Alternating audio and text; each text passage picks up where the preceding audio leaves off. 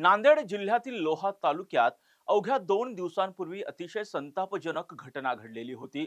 नांदेड जिल्ह्यातील लोहा तालुक्यामध्ये एका नराधम पतीनं थेटपणे आपल्या पत्नीच्या चारित्र्यावर संशय घेऊन गावठी पिस्तुलातून पत्नीवरती 3 गोळ्या झाडलेल्या होत्या।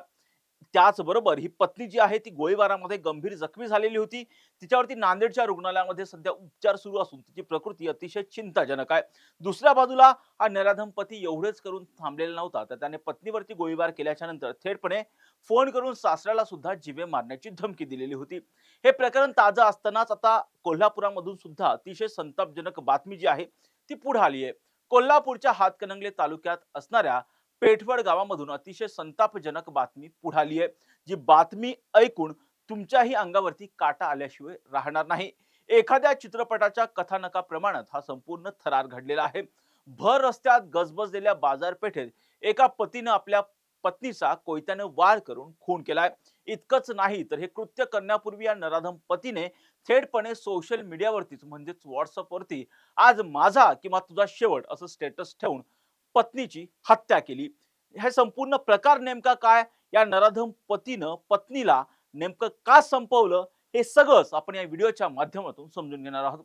नमस्कार, मी राजरत्न जोंधे आणि तुम्ही पाहताय टॉप न्यूज मराठी। नांदेड जिल्ह्यातील लोहा तालुक्यामध्ये एका नराधम पतीनं पत्नीवरती गोळीबार केलेला होता। त्याचं मुख्य कारण होतं की ह्या नराधम पतीने थेटपणे पत्नीच्या चारित्र्यावरती संशय घेतलेला होता आणि त्यानंतर पत्नीवरती 3 गोळ्या गावठी पिस्तुलातून झाडलेल्या होत्या।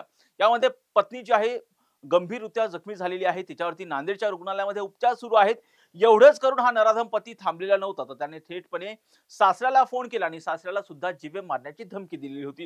हे प्रकरण ताजं असताना ज्या कोल्हापुरामध्ये, त्या कोल्हापुराला छत्रपती शाहू महाराजांचं कोल्हापूर म्हणतो आपण, त्याच कोल्हापुरामध्ये अतिशय संतापजनक घटना जी आहे ती नुकतीच पुढे आलेली आहे।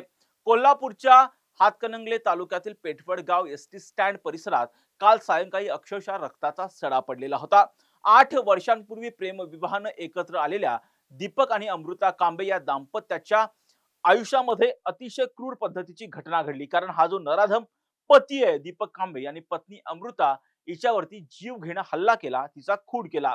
खर तर अशा पद्धतीने जर पाहिलं तर जे दोन नवरा बायको किंवा दोन ही जी लोक एकत्र येतात, प्रेम विवाह करतात, त्यांच्याच आयुष्यामध्ये अशा पद्धतीची घटना घडल्यानं अतिशय वाईट पद्धतीने संताप जो आहे तो व्यक्त केला जातोय।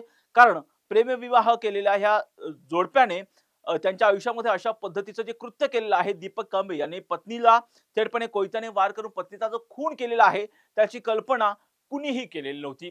दीपकला पत्नीच्या चारित्र्यावर संशय होता आणि याच संशयाने काल अतिशय हिंसक रूप जे आहे ते धारण केलेलं होतं।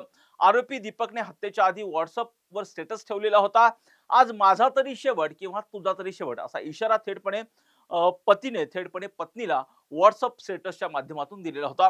बुधवारी सायंकाळी 5च्या सुमारास अमृता दीपक कांबे, ज्यांचं वय अवघं 30 वर्ष होतं, या एसटी स्टँडच्या पाठीमागील एका कॉम्प्लेक्समध्ये वकिलांना भेटण्यासाठी आलेल्या होत्या। त्याच वेळी पती दीपक तिथे पोहोचला आणि दोघांमध्ये कडाक्याचं भांडण झालं। अतिशय बाचाबाची झाली आणि या वादाचं रूपांतर हिंसाचारामध्ये झालं आणि दीपकनं आपल्या जवळील धारदार कोयत्याने अमृता यांच्यावर हल्ला चढवला। त्याने अमृता यांच्या गळ्यावर आणि चेहऱ्यावर सपासप कोयत्याने वार केले, ज्यामुळे अमृता या रक्ताच्या थारोळ्यात जागीच कोसळल्या। पावसाची संततधार सुरू असताना घडलेल्या या घटनेनं परिसरामध्ये अक्षरशः रक्ताचा सडा पडलेला होता। हा भयानक प्रकार सुरू असताना परिसरातील काही धाडसी तरुणांनी आरोपीला रोखण्याचा प्रयत्न केला, मात्र या दीपकने त्यांना अतिशय उद्धट पद्धतीने उत्तर दिलं, ती माझी पत्नी आहे, तुम्ही यात पडू नका असं ओरडून त्याने मध्यस्थी करणाऱ्यांना या संपूर्ण प्रकरणापासून दूर सारलं आणि अमृता यांच्यावर सपासप वार केले। त्यानंतर ज्यावेळेस अमृता यांच्यावरती वार केले त्यानंतर त्यांचं निधन झाल्याच्या नंतर थेटपणे हा नराधम पतीने विषय संपवला असं म्हणत मिशीवर ताव मारत घटनास्थळावरून हा जो नराधम पती आहे तो फरार झाला। 2 लहान मुलींच्या डोक्यावरचं आईचं छत्र तर गेलेलंच आहे आणि त्याचबरोबर वडिलांवर हत्येचा गुन्हा दाखल झालाय। एक संशय, एक ईर्ष्या किती मोठं नुकसान करू शकते हे या संपूर्ण घटनेमधून आता पुढे आलेलं आहे। या घटनेनं पुन्हा एकदा हे सिद्ध केलेलं आहे की संशयानं अक्षरशः संसार कसा उद्ध्वस्त होऊ शकतो।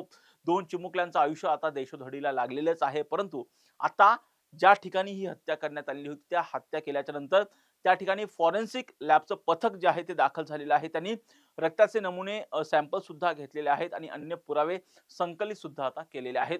मृतदेह उत्तरीय तपासणीसाठी शासकीय रुग्णालयामध्ये पाठवण्यात आलेला आहे. नराधम हा जो नराधम पती आहे, आरोपी आहे, दीपक कांबळे याच्या शोधासाठी पोलिसांनी विविध पथकं जी आहेत ती रवाना केलेली आहेत. या प्रकरणामध्ये जर पाहिलं तर आता वडगाव पोलीस या संपूर्ण प्रकरणाचा कसून तपास करतायत. नराधम पतीचा सध्या वडगाव पोलिसांकडून सध्या शोध घेतला जातोय. पण या निर्गुण घटनेने संपूर्ण कोल्हापूर जिल्हा हादरून गेलाय. या नराधम पतीला आता पोलीस कधी ताब्यात घेतात आणि त्याच्यावरती नेमकी काय कारवाई करतात हे सगळंच पाहणं आता महत्त्वाचं असणार आहे. या प्रत्येक घटनांचे अपडेट आम्ही टॉप न्यूज मराठीच्या माध्यमातून आपल्यापर्यंत पोहोचवणारच आहोत. यासाठी तुम्ही पाहत राहा टॉप न्यूज मराठी, आपला महाराष्ट्र, आपली बातमी.